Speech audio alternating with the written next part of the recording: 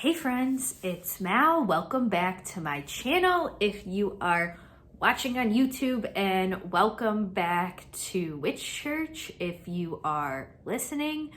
It's been a second since I made an appearance on the YouTubes, but I am thinking that it's a good time for us to do a deep dive into Pluto in Aquarius. So it's my plan for this episode to take us on a journey, not only about Pluto in Aquarius and what this will mean for our own individual charts, but I kind of want to start with Pluto in general. And before we even get into okay, Aries Rising, this is going to be your 11th house, or before we even get into the forecasting, which I'll do in the second half of the video, I think it would be helpful for us as a group of astrology students to really deep dive into the planet and Pluto as a whole, and what Pluto teaches us and shows us, and why Pluto is so mystical and such a almost an anomaly of the chart. It's a planet that I struggle to sometimes wrap my brain around in just this simple definition. I wish there was a simple definition that I could just give to you for the purpose of this video. Pluto means this, and okay, let's move on and we'll get into the charts. But the thing about Pluto is that it's not as simple.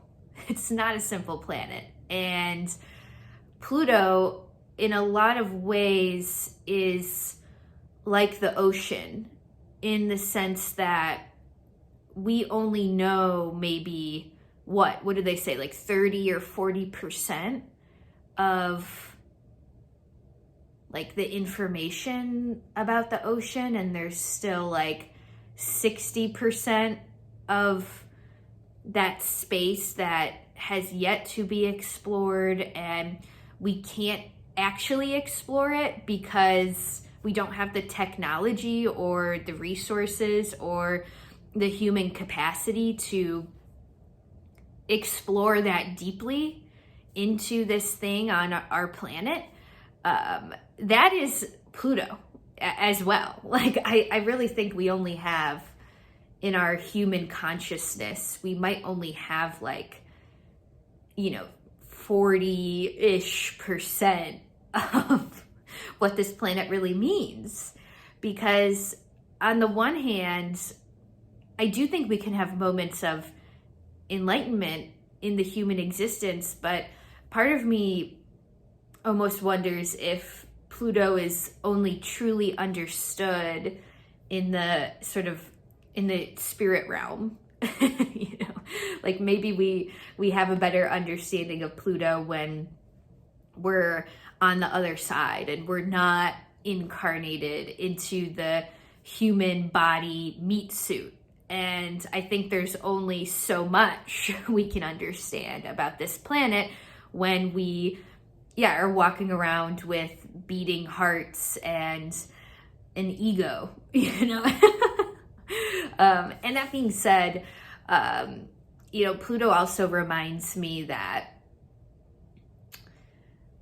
you kind of have to be a bit of a reincarnationist to have an understanding of Pluto, meaning we kind of have to buy into this idea that our souls have lived many iterations and many lifetimes. And even if that is a bit woo-woo or fluffy sometimes for people to grasp at first, you can also think about it as us maybe playing out the stories of our ancestors or our childhood wounds or our parental wounds. I think that's a part of Pluto.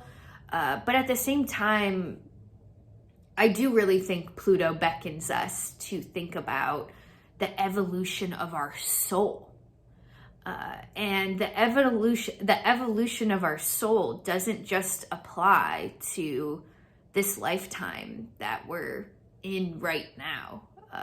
It applies to many iterations of what our soul has experienced. And to be honest, like, I'm not trying to be sort of a missionary of reincarnation, right? But I do think, to, at least for me to fully speak to Pluto, we kind of have to be in this paradigm, I guess, of the sense that we've lived more than just this lifetime, and you know, we've met each other before. We've had these wounds before, you know, and that's where I kind of want to start with this video and this deep dive. Before we even talk about Pluto into Aquarius, let's just talk about Pluto as a planet. I think Pluto really symbolizes the karma we've collected over many different lifetimes. And by karma, I really just mean energy or energetic signatures that we've collected because of the sense that we have this ego and we're in this human body. I think there's certain energetic signatures that we can start to collect over a huge amount of time. And these energetic signatures, or these karmic contracts, or whatever, however we want to think about it, these things are perhaps meant to be collected, but also meant to be resolved. And the pattern is meant to be broken over time as we become more and more conscious, and maybe even as we come to recognize more and more about ourselves, as we understand ourselves, as we understand our patterns, we understand the wounds that we've inherited. We recognize our parents and our grandparents and our ancestral lineage as like imperfect people just trying to do their best, or you know, we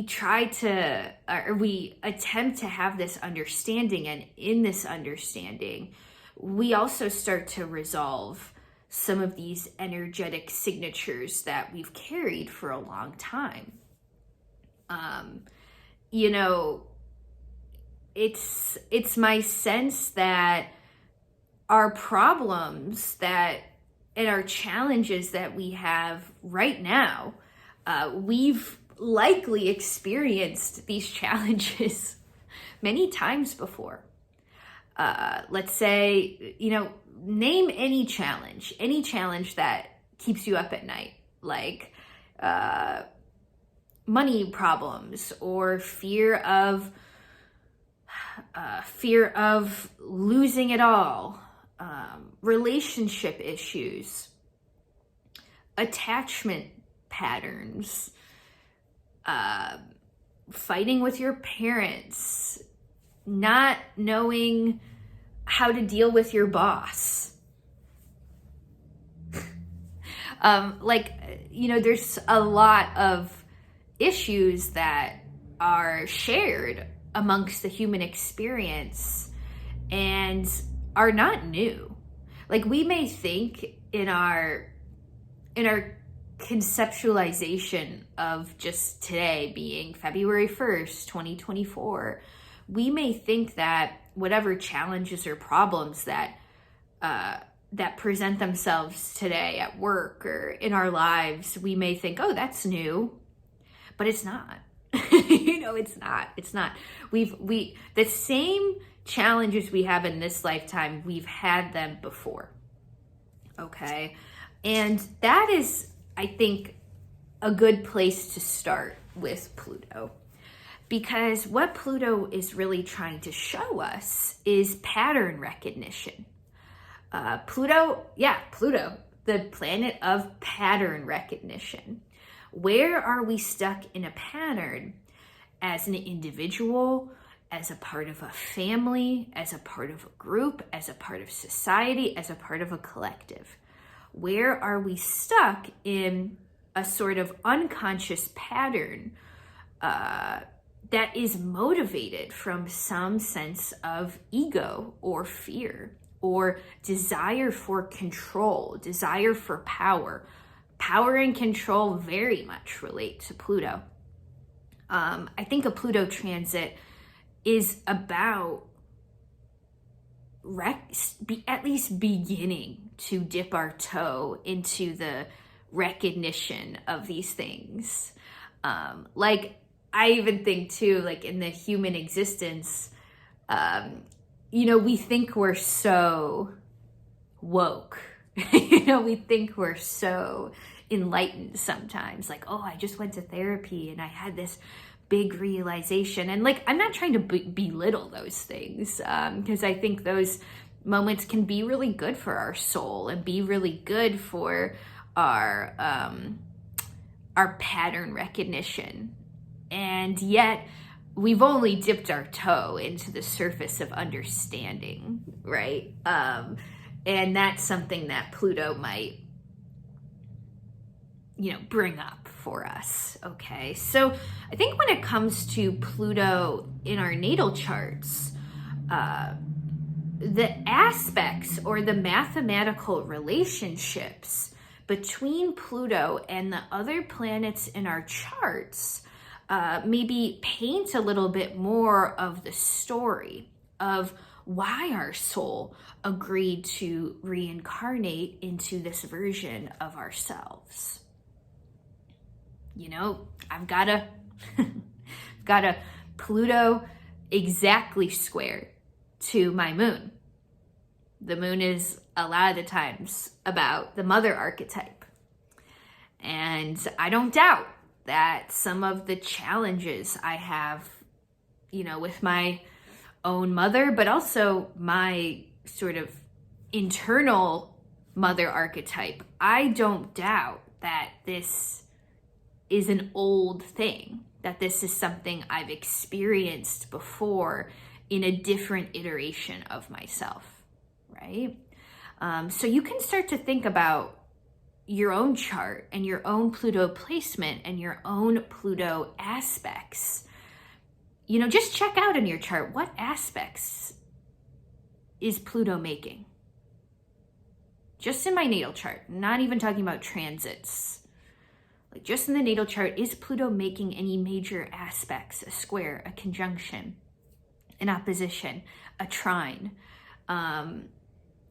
Is Pluto making those aspects, and what could that say about the story of my soul and how my soul may be reconciling, recognizing, and even regenerating some sort of story that I'm meant to be aware of. Okay, so we can really think about Pluto as our karma, not only in this lifetime, but past lifetimes. And when we're trying to put a definition to karma, I think of it as just energy we've collected, energetic signatures we have collected over lifetimes. And even like an example of an energetic signature, the tendency to get like really angry, to go from 0 to 100 in 2 seconds. The energetic signature to mistrust, to be suspicious, to want to control. These are all human experiences I think we all have, right? But just even thinking that, again, the problems we have in this lifetime aren't anything new. Even the emotional patterns that we display in this lifetime aren't anything new. I like to think about that. It almost makes me feel a little bit better about some of the emotional patterns that I often fall into that I think are very human, like this sort of What if I'm going to be abandoned? Or what if no one loves me? Or what if someone forgets about me? Like all of these emotional patterns, even just thinking like, okay, like this isn't the first lifetime I've had these issues. It almost makes you feel a little bit better. You're like, okay, it's not just me. It's not just me. It's also different iterations of myself trying to learn these lessons. Okay. Now that's kind of a Pluto overview in general. Maybe what the planet means, quote unquote. And again, Pluto's like the ocean. We can only grasp so much at the meaning itself. And we can only grasp so much at the meaning because in our human consciousness, in our human form, I think we can only come to so much of an understanding. Now, when it comes to a Pluto transit, aka let's get to Pluto in Aquarius. Pluto recently moved into Aquarius and will stay in Aquarius until about 2024. This is with the exception of basically like beginning of September 2024 through end of November 2024. Pluto will retrograde back into Capricorn just a little bit. But besides that moment, let's just say Pluto will basically be in Aquarius now until 2024. That's like 20 years, 2 decades. Pluto transits. As Pluto is transiting through Aquarius, Pluto will also be transiting through your Aquarius part of your chart. So your Aquarius house is now newly experiencing a Pluto transit. So what does that mean in English? Well, there's some new story, or let's say some new layer of the story for you in this lifetime about where you are resolving, recognizing, regenerating certain energies, certain energetic patterns, certain signatures, right? That you've maybe even carried for 10 lifetimes, much less this lifetime. So it's kind of an interesting time. One thing I will say too is that we're just coming out of a Pluto in Capricorn transit, right? And Pluto in Capricorn was roughly from 2008 until 2024, right? Beginning of 2024. So your Capricorn house has reconciled or regenerated in some way, or we at least had the chance to resolve some sort of pattern or conditioning or past life signature while Pluto was in Capricorn in that specific place in our chart. So that being said, sometimes we can't really see our Pluto transit until later. So we might not even have the full understanding of Pluto in Capricorn transiting our chart right now.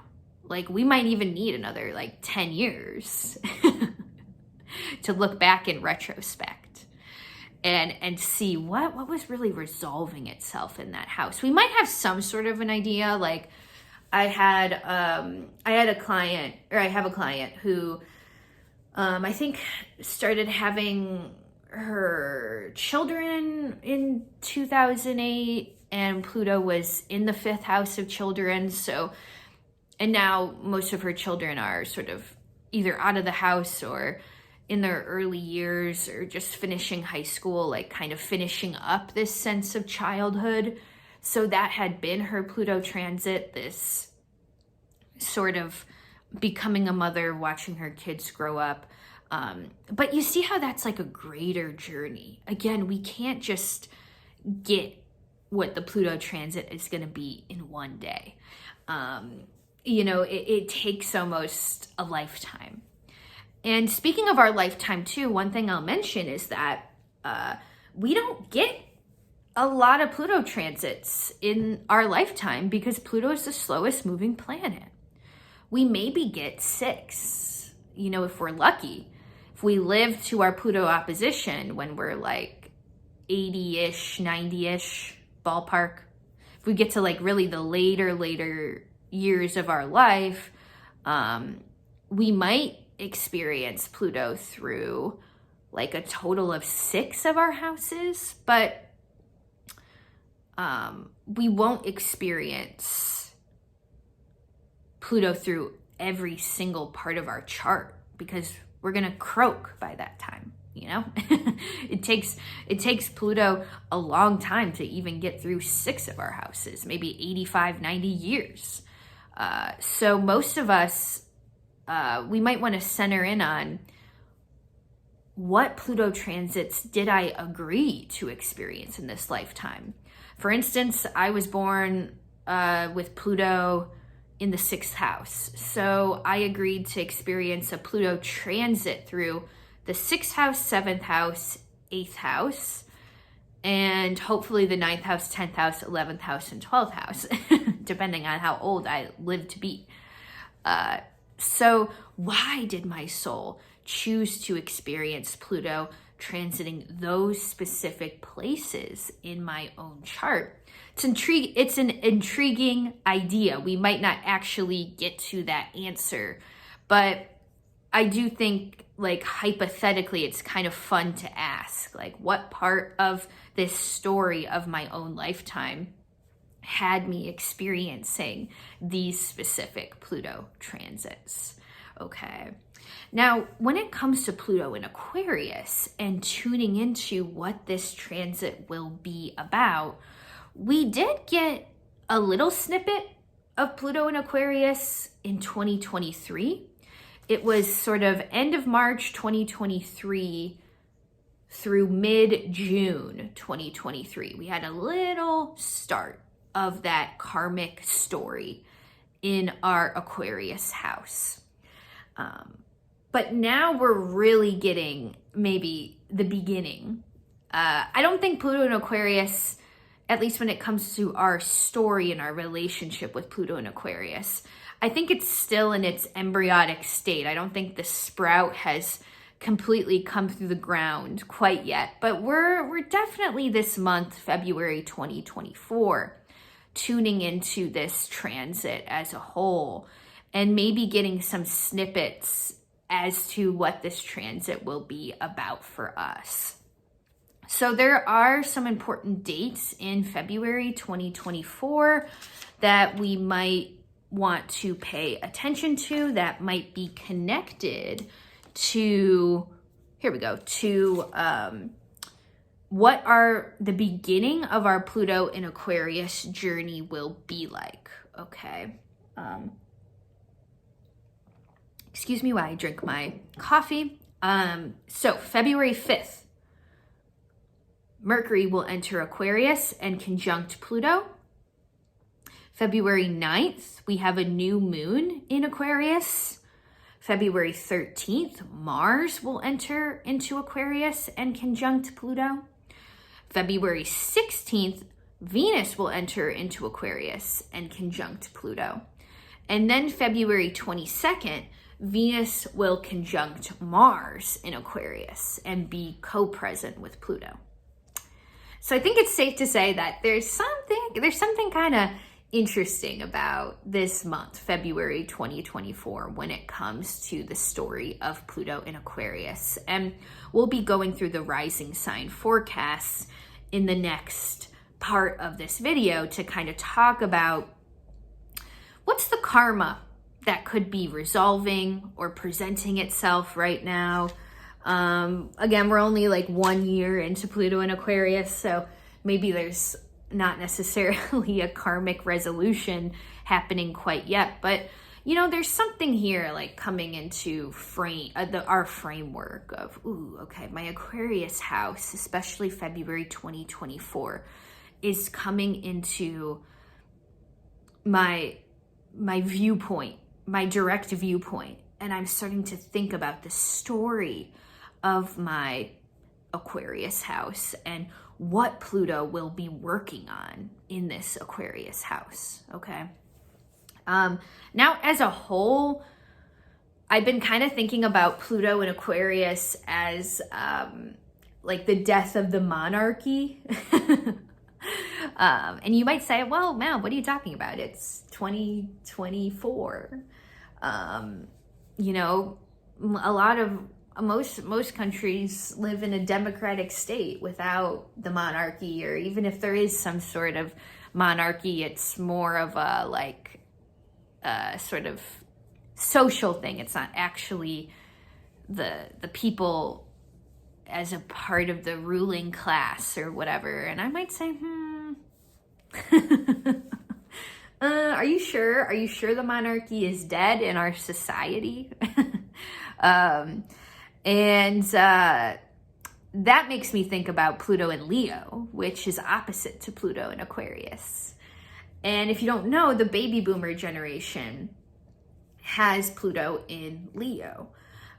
So, you know, this sense that maybe, and one thing before I say this, I'm not talking smack about the baby boomer generation or Leos, but just archetypally, I think one thing sort of soul contract wise that the Pluto and Leos maybe agreed to come here and reckon with is the idea of the monarchy, the idea that, you know, can a societal leader, a political leader, you know, or just any kind of leader in general, or a certain class of people,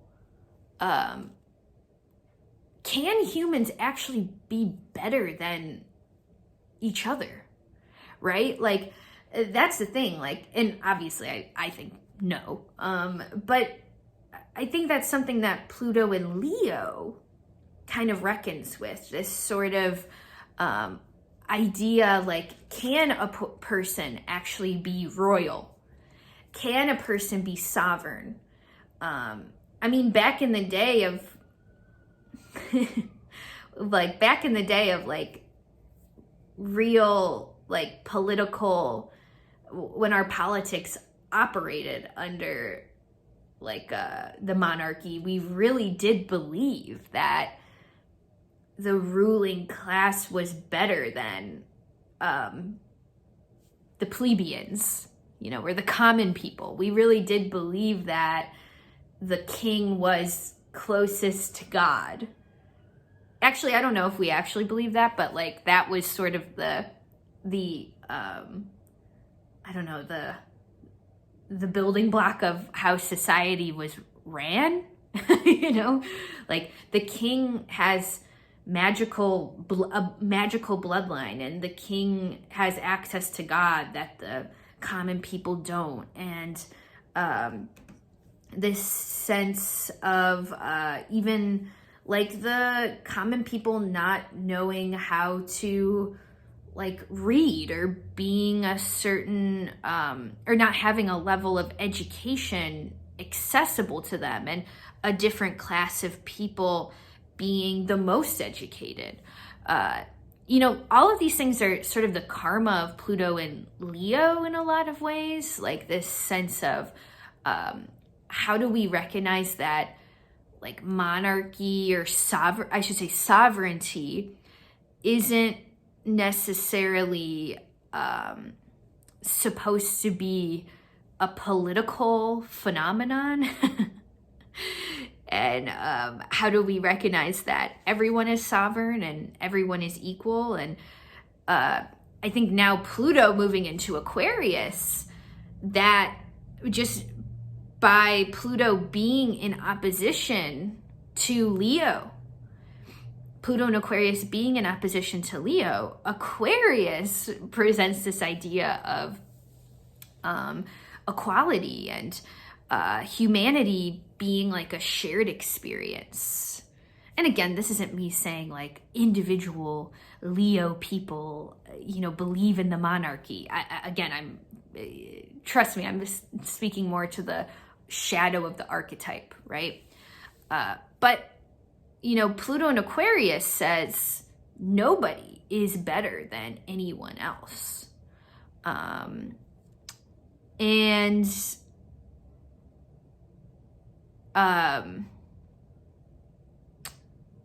Yeah.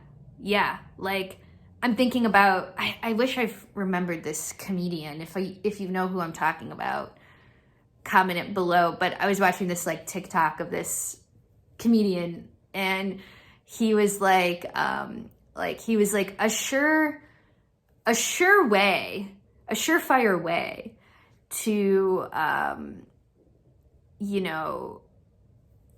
get like or to have people not care about someone is to come to the knowledge that they are houseless or don't have a roof over their head. Like somehow they become this lesser part of society. So like in our everyday life, like I'm lucky enough to have a roof over my head, or like if like my friend or my family member, they were in a situation where they needed a roof over their head, like I would come, running to help them, like most of you would who are listening and watching. But then like the minute we conceptualize that a different person is houseless because of some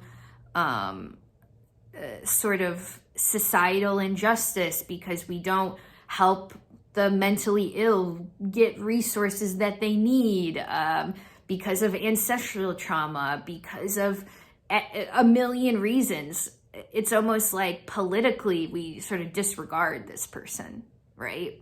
And that's not an equal society. That's not a society that's built off of human rights and this idea that even if someone is mentally ill and doesn't have a roof over their head versus someone who,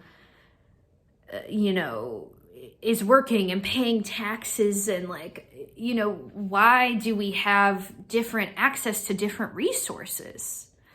And again, I'm of course coming from a huge perspective of privilege, but at the same time, I'm kind of feeling into this sort of Pluto and Aquarius collective signature about equality and, like I said, the death of the monarchy. So think about that. I'd love to know your thoughts, my friends, about what you're feeling into with the karmic signature of Pluto in Aquarius. And like I said, we don't really know what a Pluto transit really means until later. So we might not even know until 2024, the full story of Pluto in Aquarius. Just like right now, we're just coming to I don't want to say a complete understanding, but we're just coming to a deeper understanding of Pluto in Capricorn. Okay. So that's my little deep dive overview into Pluto in general. And again, as we go into the rising signs and our forecast for that Aquarius house, we're framing the forecast. Sure, in the next month, February 2024, we might see these themes arise just because Mercury, Mars, and Venus move into Aquarius. We have a new moon in Aquarius. We have a Mars-Venus conjunction in Aquarius. Like, a lot of things are happening in our Aquarius house. So I think in general, these themes of that house are coming into perspective. And at the same time, also keep in mind that we're almost being introduced to the beginning of the story of Pluto in Aquarius. And why did we agree to experience a Pluto in Aquarius transit in this lifetime as individuals? What are we reconciling in this house? What are we regenerating in this house? What kind of rebirth is starting to happen in this place in our chart? What are we starting to recognize or being called to recognize? Okay. And yeah, keep in mind that a lot of this might be related to past lifetimes and not just this lifetime. Okay. All right, friends, let's get into the rising sign forecasts. And since we're talking about Pluto in Aquarius, let's start with the Aquarius risings, okay? So Aquarius rising, think back to like roughly March through June 2023. What themes started to come in around that time? Was there anything significant that started to happen? Because that was the first snippet of Pluto entering your first house, okay? So now that Pluto is essentially now in your first house for the long haul, minus a little snippet of time this fall, 2024, let's talk about the karmic contract in agreeing to a Pluto transit through the first house in this lifetime. I mean, really, there's this huge reckoning here with identity and the relationship with yourself versus your relationship with others. I'm thinking about how, you know, there could have been a past energetic signature of maybe getting lost in the shuffle of being a part of the community, being a part of a group, being a part of a family unit, being a part of a relationship. It's not to say any of those things are inherently bad, but I wonder if there was some sort of past lifetime or past soul history of kind of getting lost in the shuffle and forgetting or just putting your own self-discovery to the side. And I think during the time in Pluto and Aquarius, you might be actually agreeing to do a little bit more of self-exploration about your own individual identity. So there could be some sort of solo trip, or you know, some Aquarius risings may be going through breakups or sort of divorcing themselves from certain groups or communities.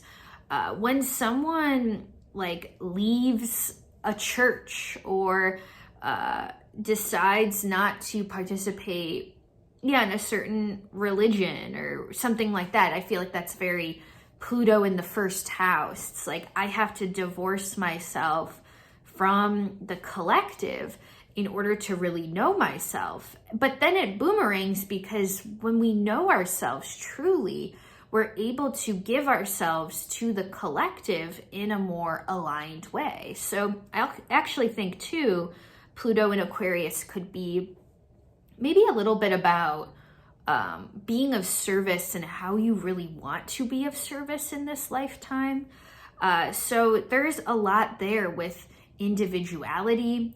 I also think when it comes to identity, we think about like gender expression of sexuality. We think of political party affiliation.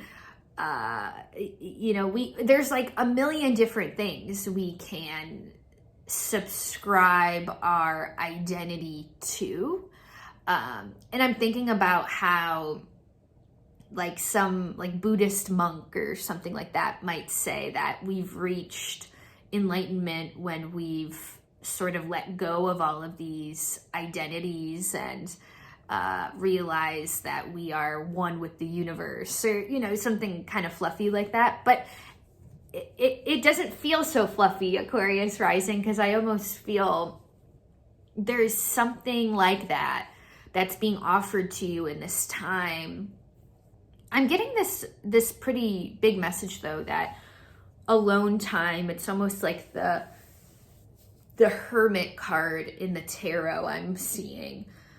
I think that's important during this Pluto in Aquarius phase, or this transit. It's not to say you have to break up with your lover and go live in a commune and never talk to anybody, but I think there's a real reckoning with the relationship to aloneness and also your relationship to the universe. And I think that's going to be really big for the Aquarius risings, specifically in the month of February 2024. There's like a ton of new beginnings, I think, when it comes to how you're presenting yourself to the world, how you're identifying. I could, a random example I can think of, just hypothetically, it almost reminds me of someone who's like coming out and telling their family, like, I'm queer and this is my partner, and or someone going to like a gay bar for the first time after contemplating their queerness for a really long time. Like, there's some sort of ownership of identity that's coming through in 2024. Again, that's just a hypothetical example. So even if you're not really dealing with any of those things specifically, think of the metaphor of coming out, or the metaphor of identifying with something more that feels more authentic to you. It's like a big thing for the Aquarius rising specifically. And I can't help but think too, Pluto is now finishing up in your 12th house, because Pluto has been in Capricorn in your 12th house since 2008. So there's been a lot of like rough, more challenging mental stuff.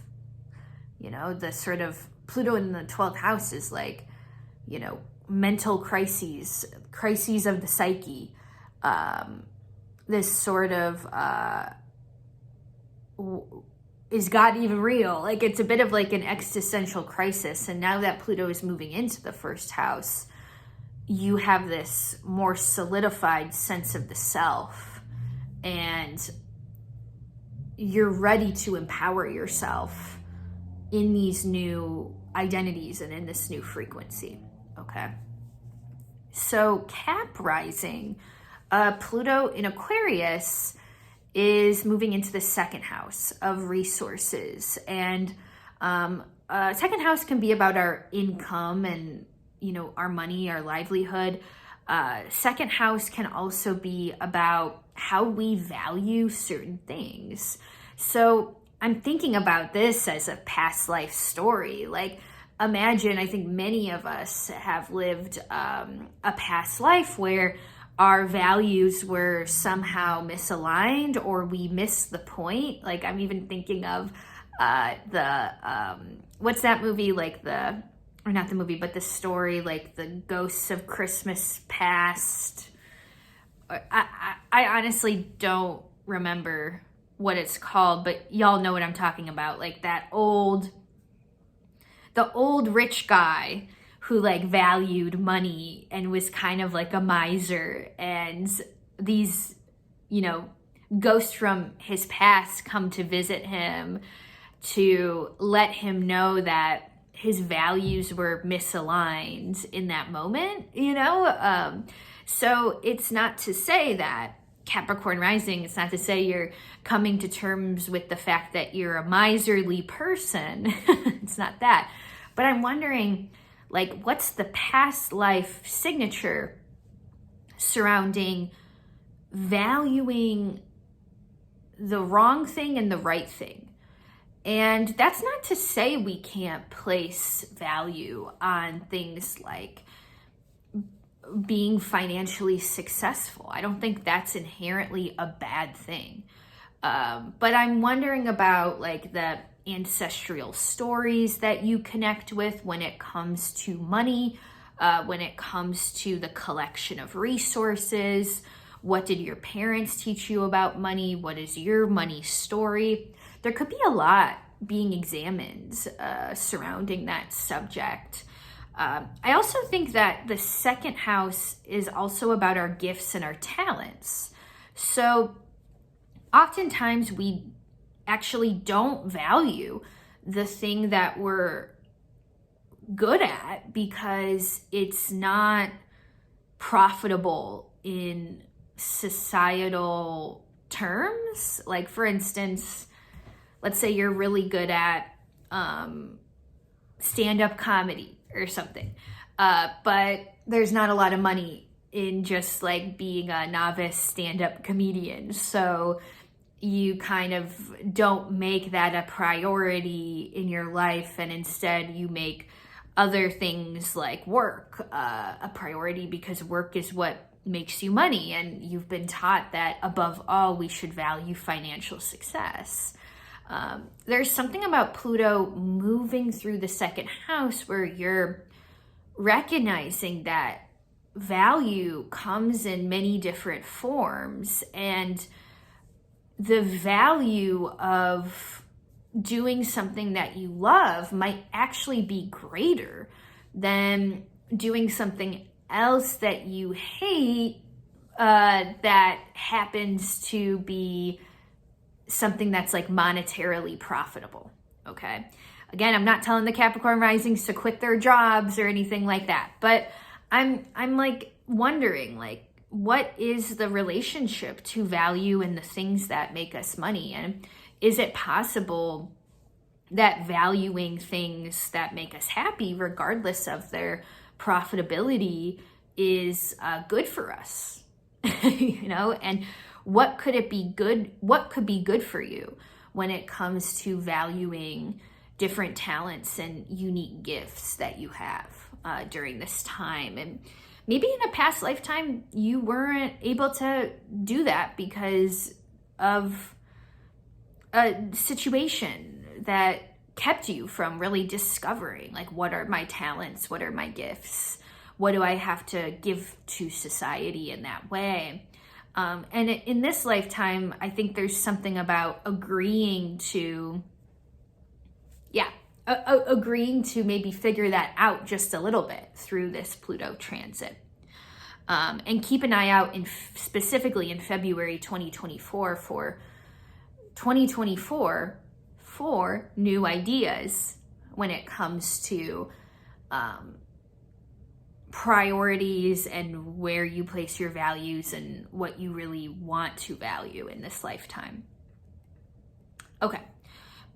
Sorry, if you see me looking to the left, it's because I'm looking at my laptop. Sagittarius Rising. Pluto has just moved into the third house. So I think the third house, it's so funny. I just taught a 2024 astrology workshop in Chicago, and we were talking about the third house, and someone, was like, this house is like literally so confusing. And I'm like, I know, it really is. Like, I'm not even gonna argue with you. Like, there's so many, there's so many different significations when it comes to the third house. I mean, it rules over our siblings and our cousins and our aunts and our uncles. So it is possible that literally we could be working out some sort of sibling karma during this Pluto in Aquarius transit. And then on the other hand, the third house is a lot about communication, how we go outside every morning and get the mail and wave to our neighbor. And like, it's like the everyday things that we interact with. It's the coffee shop we go into every morning. And it's also the narratives we have about ourselves in life. And I think that might be one of the more important Pluto in Aquarius significations for the Sagittarius risings. In this lifetime, why did you agree to a third house Pluto transit? Well, I'm thinking it definitely has something to do with how we communicate with others, how we communicate with ourselves. What did we learn about communication? A lot of the times just by default, I think society even teaches us to kind of be dishonest communicators, even if we, even if someone asks like, hey, how you doing? And we're like, good. And we're actually terrible. Like, like we've just, the way we communicate sometimes is so inauthentic to who we actually are and how we're feeling. And it reminds me that there could be something for the Sagittarius risings where you're communicating in a more authentic way, or you're at least resolving some karma around communication. Like maybe some Sagittarius risings are going to write a book or start a podcast or, start speaking their mind more, or, make a New Year's resolution to like really not be so scared of conflict or communication and really go after that a bit. There's definitely something there with how we've been communicating. What did we, or how did a past lifetime teach us that communication was bad, or that we couldn't completely own what we were saying? This, something that comes to mind is like, I'm thinking of Little Women, and the idea that like one of the characters in Little Women, Jo, was using like a pen name that was a man's name because it would have made her, I guess, her likelihood of getting something published during that time more likely, right? Because she's a woman, and in such a patriarchal society, it's just even better to write under a man's pen name. And like, if that's like part of our past life story, could you imagine like in this lifetime, maybe you have some real dilemma over putting your name on things and owning things and showing people your work to its fullest. And with that past life story in mind, it makes sense, right? And it's like a new skill that you're developing. Okay, so what are you putting your name on in this lifetime? That's kind of the Sagittarius rising question. Now, Scorpio rising, we have Pluto moving into the 4th house, which definitely has to do with ancestral patterns. It has to do with our relationship to our parents and even our relationship to our home. I could see over the next, well, this is like a really vast amount of time, but like over the next 20 years, maybe the question of where is home becomes a deeper thought for some of the Scorpio risings. I also think there might be some further probing about relationship to parents, or even our relationship to our parents' wounding.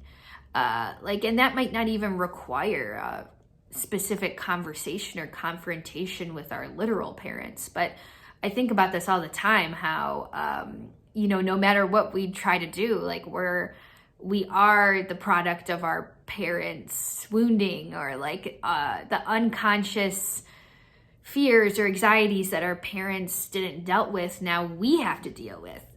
So that feels very Pluto and Aquarius in the 4th house. When it comes to power dynamics and the 4th house, power and control, some of you could be looking into like purchasing real estate or something along those lines.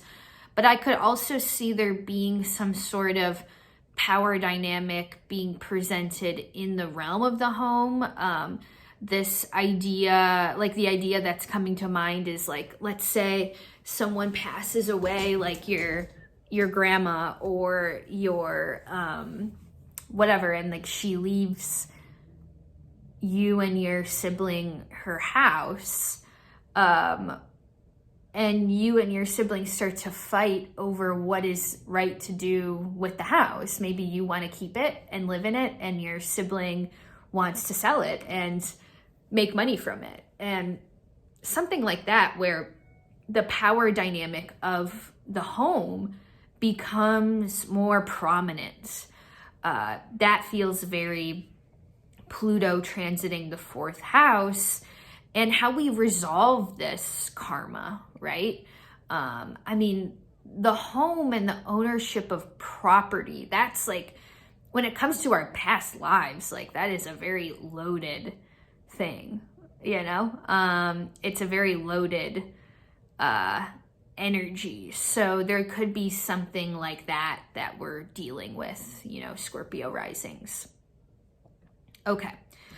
Libra rising, Pluto in Aquarius just entered your 5th house, which is a house that does have to do with children, but also we're thinking about joy and pleasure, our hobbies, romance. I'm thinking about how Aquarius is quite a structural sign, because Aquarius is ruled by Saturn.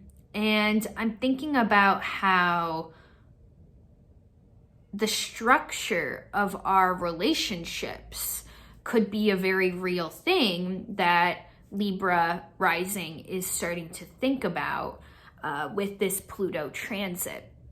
I also think the relationship to having children, our relationship to our creativity, there's definitely some sort of, I don't know if it's like a creative rebirth, or this focus on having these things that really bring us joy and generate that reason for living, you know? Like, I feel like the 5th house, a lot of the times, like if we're disconnected from our 5th house, we're disconnected from our creativity, and then we're disconnected from like our inner God, you know? And I think the book, The Artist's Way, could be really good for some Libra risings right now. This idea that we are meant to create, we are meant to make stuff.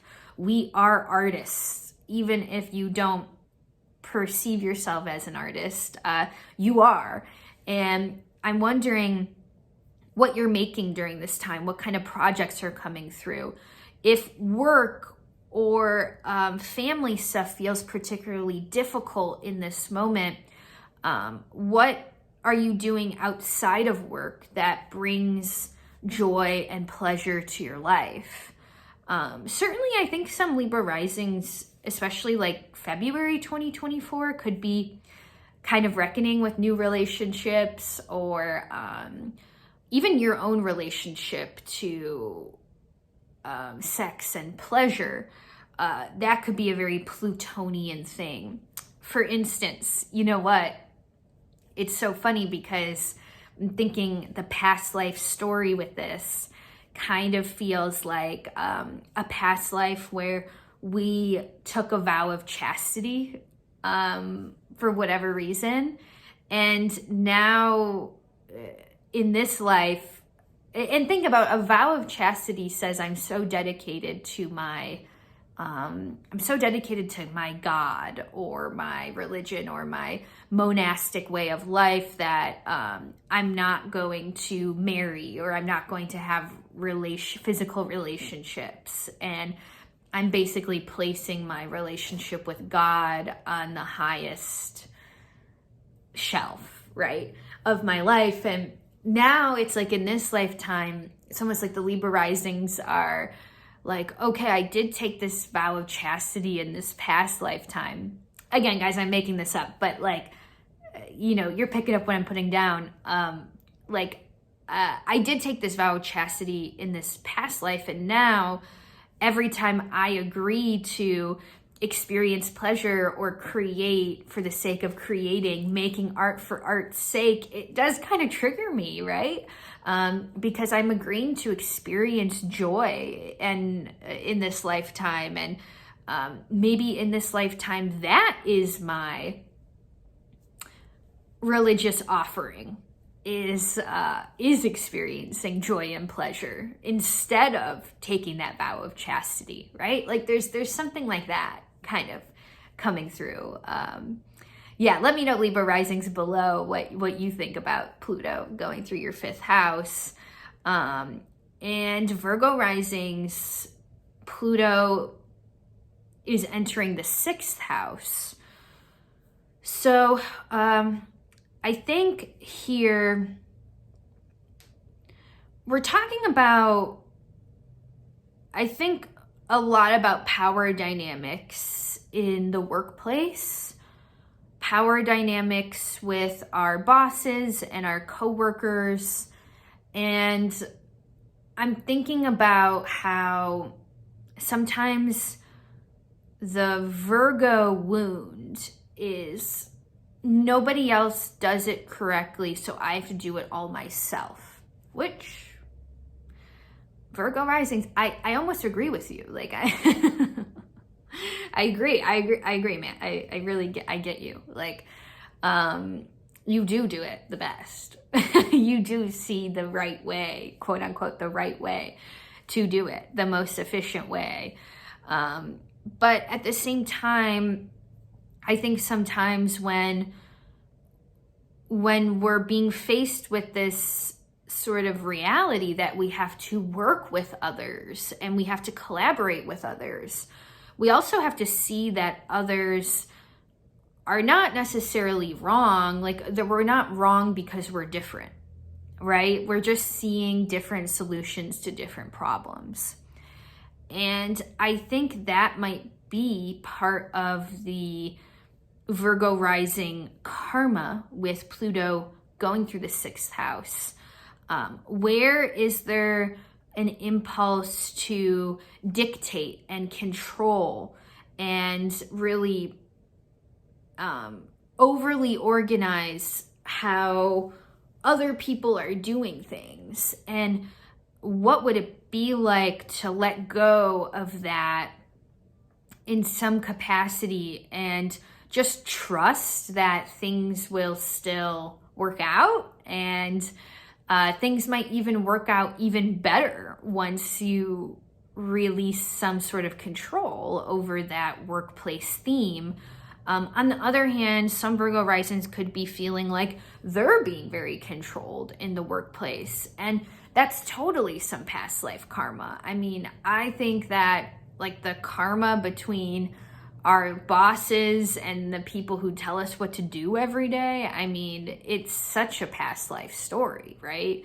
And, you know, that's one iteration of the 6th house that could be coming up for Virgo risings. The other thing I'm thinking about is illness and health and how we can empower ourselves in that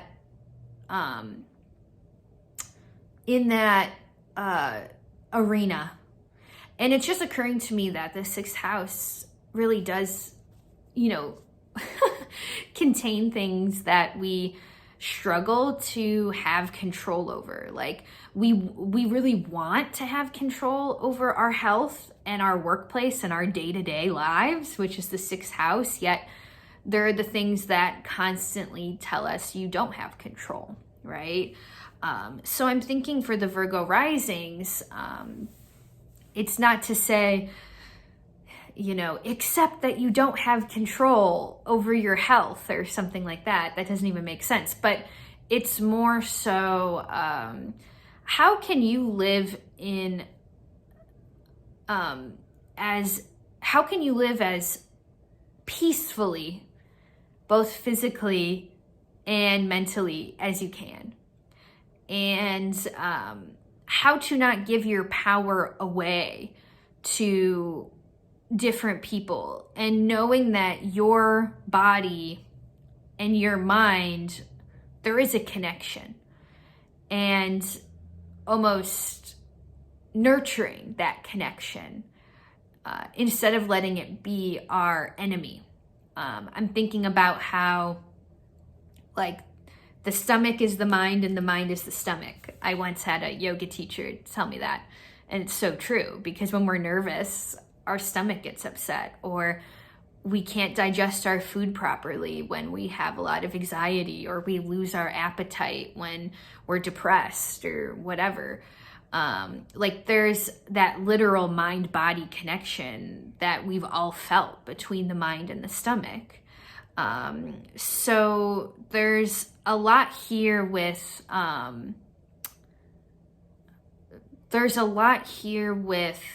nurturing that connection instead of letting it be our kryptonite.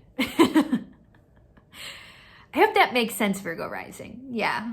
But overall, I think this Pluto transit is a lot about empowering ourselves in situations that previously felt disempowering. I know that's kind of vague, but 'tis the sixth house, right? Okay. Let's see here. Leo Rising. Leo Rising, we've got Pluto entering the seventh house of relationships, partnerships, and marriage. Okay. So this is like a 20-year transit, right? So like it is possible that Leos could be getting married and divorced and married again, during this time period. But I mean, all rising signs could be happening, during this time. But at the same time, I do know a Leo rising right now who literally, like, to the day of Pluto moving into Aquarius, finalized their divorce and is sort of in this whole new era of partnership. And they're in this time period of really heavily reflecting on relationship patterns and really thinking about now what kind of relationship they want to bring in that is based off of a secure sense of the self. And we were talking in our reading, I'll be super vague, but we were talking a lot in our reading about like the mindset that we enter a relationship with is important. So a lot of the times we might enter a relationship when we are very much in an insecure place with ourselves. We might enter a relationship where we have doubts about our own capabilities or our own power, or we just want someone to care for us or deal with the things that we don't want to deal with. And, that never quite works out the way our egos want it to. Right? So I think there's something with the Leo risings during this Pluto transit, whether you're partnered or not partnered or dating or about to get married or about to get divorced. I think we're really thinking, what's the mindset that I'm entering this relationship with, and how is that changing? Or how do I empower myself in my own relational dynamics and not become victim of my own wounding in relationships? And there could be some very immense moments of empowerment for the Leo risings when it comes to relationship stuff. Again, it doesn't have to be as extreme as like I'm getting a divorce from someone who's abusive. And that's sort of like a moment of reckoning and empowerment. I mean, it could be that, but it could also be like a Leo rising saying to their partner, like, we need to go to couples therapy because I love you and I want to work on our communication and make our communication a lot better. That's also an example of empowerment. For the single Leo risings, I think you're empowering yourself in your ability to make choices when it comes to who is a equal partner for you, and what kind of partner are you wanting to manifest, or what kind of partner are you hoping to meet? And what does that have to do with the karmic contract of your soul? Maybe this is the first lifetime where you're really getting to consciously choose your partner. Maybe all of your other lifetimes you had some sort of arranged marriage, or like you had to marry your like second cousin to keep your family's farm in the lineage, or I don't know, some shit like that. Like I'm thinking a lot of the history of marriage isn't based off of love and choice, you know? So what if this is the first lifetime for you, Leo Rising, where you're really being able to make a conscious choice of who you're partnered with, and like that being something that, yeah, could be really enlightening in a lot of ways. Okay. Cancer Rising. Pluto just moved into the 8th house of other people's resources, shared resources. A funny story. So I'm a Cancer Rising, and something that has come into play like really like this month or last month, January 2024, is in the shared resources realm.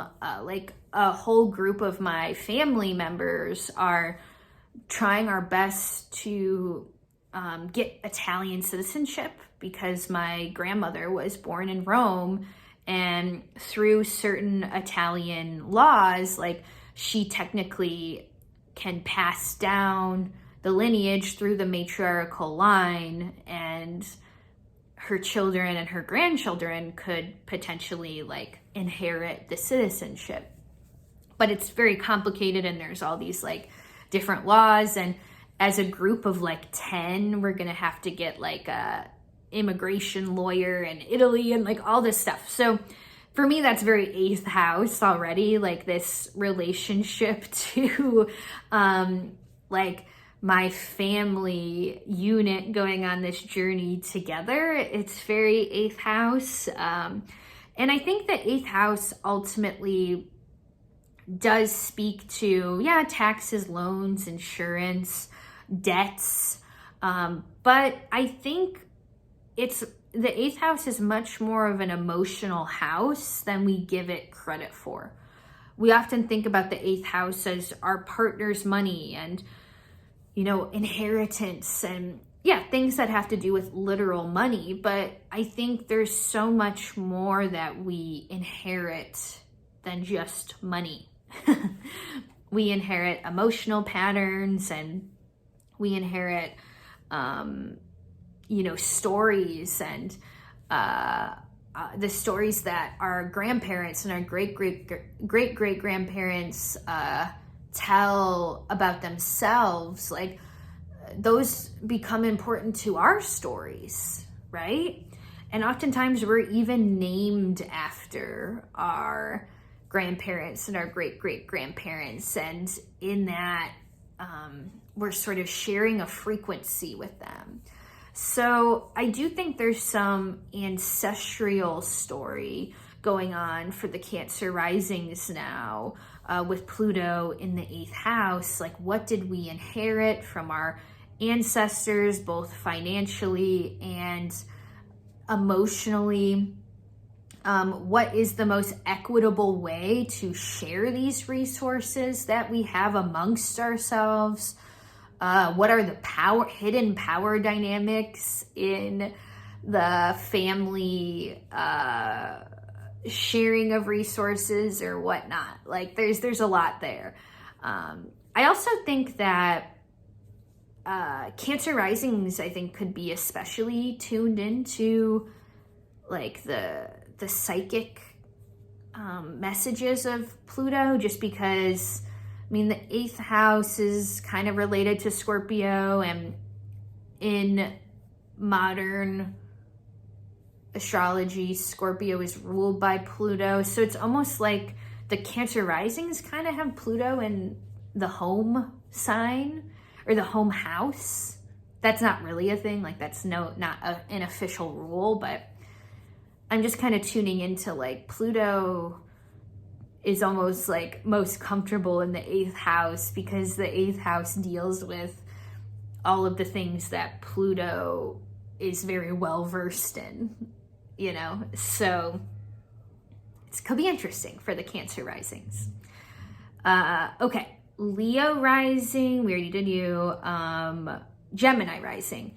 Pluto is entering the 9th house of travel, foreign relationships. Also, 9th house is about education. It's about knowledge, the collection of knowledge. And I'm thinking about how our belief systems are for sure past life karmically related, right? So I'm thinking about how for Gemini risings, is it possible that there's a past life for you that was deeply rooted in sort of dogma of some sort? Like, do you sense that there was something about a past lifetime where you really had to adhere to a certain set of rules? In the most extreme example I can think of, like a past life where there was like a cult, or you were a part of a cult or something like that, where you sort of surrendered your own self-knowledge over to something else or somebody else. And I think now that Pluto is in the 9th house, there's something here with really doing a lot of meditating. Where do my beliefs come from? What kind of beliefs am I buying into in this lifetime? Am I giving my power away to a certain dogma or belief system, or even like a family belief system? It doesn't even have to be religion. Oftentimes I think families, what's the phrase I'm looking for?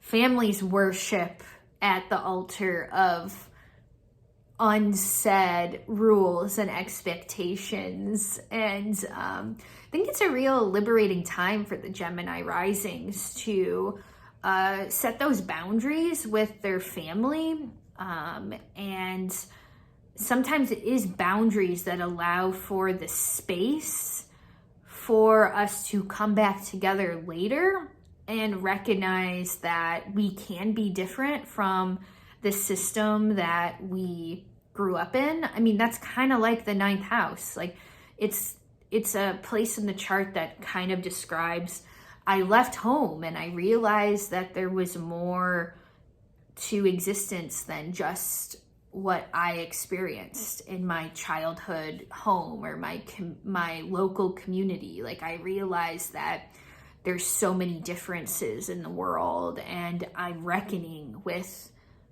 that. And maybe I'm coming to a greater respect for different people's differences and realizing that one difference isn't wrong and another difference is right. It's just sort of, it's maybe just about the context that we grew up in. Okay. So I'm excited for you, Gemini risings. And I would say, I think the travel that you will be doing in the next until 2024 will be especially important. Or there's something like especially spiritual about the travel that you're going to be doing. Taurus rising, Pluto just moved into the 10th house, which is our place of authority. It's our place of career, but I also think of the 10th house as where we're giving back to the world, or how we give our gifts and talents to the world, how we show up as leaders or as the boss, right? The 10th house very much feels to me a lot like the Emperor card in the tarot, right? So the fact that Pluto has just moved into the 10th house, Taurus risings, I'm when it comes to the past life story, I'm wondering, like, was there a past life for you, or some kind of past life signature where you literally couldn't show up, or you struggled, you struggled being on stage or being seen or claiming your own authority. Maybe there were real, horrible circumstances in some sort of past lifetime where the claiming of your own authority was impossible because you were being overpowered by someone else's rules or something along those lines. Or like the societal context was just so unchangeable that you weren't able to empower yourself in any way. And now I'm thinking for the Taurus risings, there's something very empowering about taking charge of your own career path, even just believing in your own power to change your circumstance and your own power to gain reputation and authority in your realm of expertise. Like something along those lines is really happening. Like I could see, for some reason, this is the example that's coming to mind. Like, let's say there's a Taurus rising who's this prolific writer, but they never submit their stuff to any sort of literary magazine. And the most ironic thing of all is that they literally work at a printing press, right? So they're like printing everybody else's stuff, but they never really view themselves as worthy to put their stuff out there. So it's like Pluto comes into the 10th house and is like, hello, like you are also an authority in this realm, and it's time to see yourself as such, and even time to believe that even though it's just the beginning of Pluto in Aquarius, 20 years from now, it's totally possible you could be an authority in your sort of specialized sphere of life, and you could be teaching others and being the boss of others when it comes to whatever you're into, whatever your realm of work or expertise is in.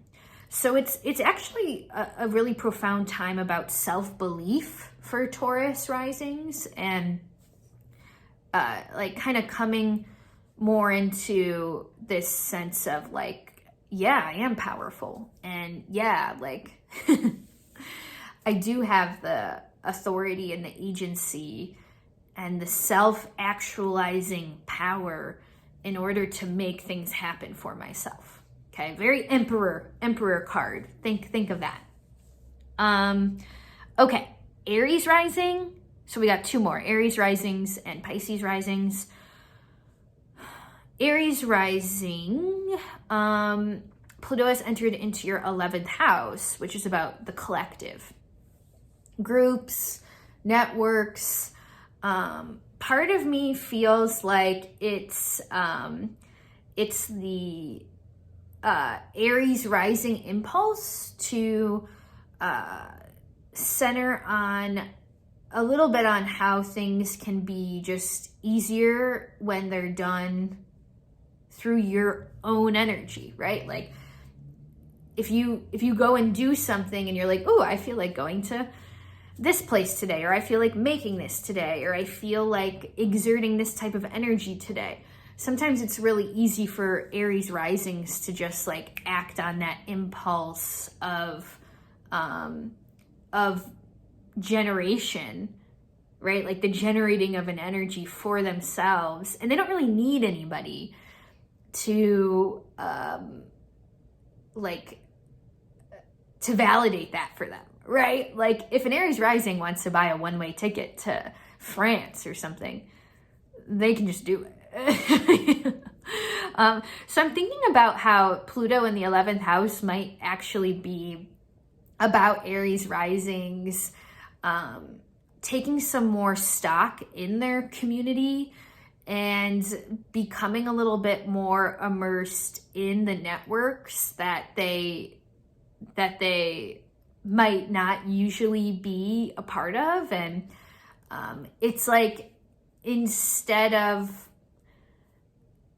it's funny, I'm seeing this vision of someone doing like a one-man protest with like a sign, and they just decided one day, like, I'm gonna go to the steps of Capitol Hill and like protest this by myself. It's like that versus finding a group, a local community group, and going to like a joint march that the march has to do with the whole city coming together and protesting, like, and how that can also have some like beneficial effects, right? So something about Aries Rising is really learning that sometimes being a part of the group is needed. And sure, like in a past life story, you might have learned to fully rely on yourself and your own independence. But now, like, how is the group becoming more important? And I could even see some Aries Risings like starting groups, starting community groups, or finding different people who have shared interests and getting them together in like a monthly community meetup, or there's just something here about the power of combining with others and how that is also part of life. Like, it's not just about finding out who we are and who am I, what's my purpose. That is part of life, but at the same time, also, like, what role do I have in my community? How do I help others? How do I play a part in someone else's story in a beneficial way? I think these are some questions that could be coming to mind for the Aries risings when it comes to this Pluto in Aquarius transit. Okay. And lastly, Pisces rising. All right, Pisces rising. So Pluto just entered the 12th house of the subconscious. So this is sort of like the Freudian, Jungian psychoanalysis kind of transit, where you could be like diving a lot deeper into the probing of your own psyche. I think for Pisces risings, there could be a more significant reach now to uncover parts of the psyche, to deep dive even into things like astrology and tarot, metaphysics. It's almost like you're now wanting to learn more about the universe and like the mystical, esoteric secrets, but it's not just to know the secrets. It's also to know something about yourself and your soul's journey. And I think there's, in general, just a greater interest in the spiritual side of things that is coming through during this Pluto and Aquarius transit.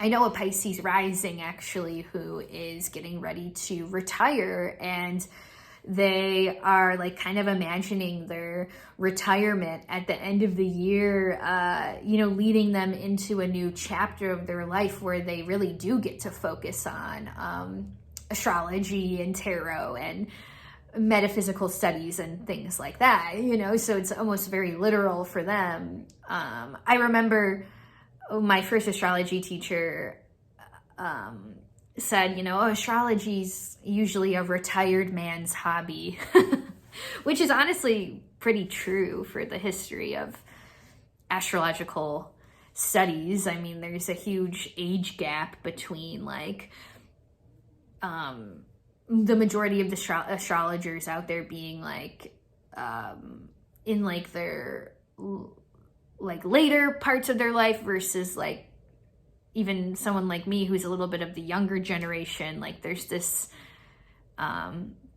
there's like this tension of like, when do we get to begin our passion? Is it later in life or is it right now? That could kind of be a 12th house thing. Like we're kind of being probed on a psychological level about our fears and about the narratives or the stories that we hold to be true about our own lives. And we're becoming more intentional about the choices that we're making, and the choices we're making being more motivated by spirit and by the higher self versus about fears. And we could be coming face to face with different fears, especially fears that have to do with our own power and our own individuality. It's almost like that sort of like, I come into this world alone and I leave alone. And that's like really scary when we think about that, you know? Like we're the only ones who can really know what's going on inside of our heads. But ultimately, I see this for Pisces Risings being a really fruitful transit for study. Yeah, for really studying the things that that come to bring us meaning and understanding about our own human existence. Okay. My friends, I hope this Pluto transit deep dive got some ideas flowing inside of you. And I'm really looking forward to hearing about your comments and your stories. Comment below if anything that I said resonated. And I am still on the market I'm on the market, not really. Yeah, I actually am on the market. But I'm still doing year ahead readings.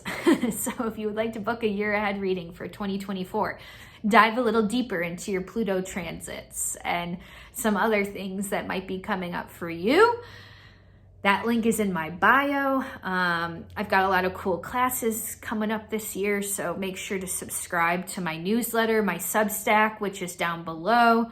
And that way you can be notified first and foremost about when a class drops, okay? And that's about it, my friends. Thank you so much for tuning in. Thank you for the likes and the comments. I really appreciate your support. And I'll see ya in the next YouTube video.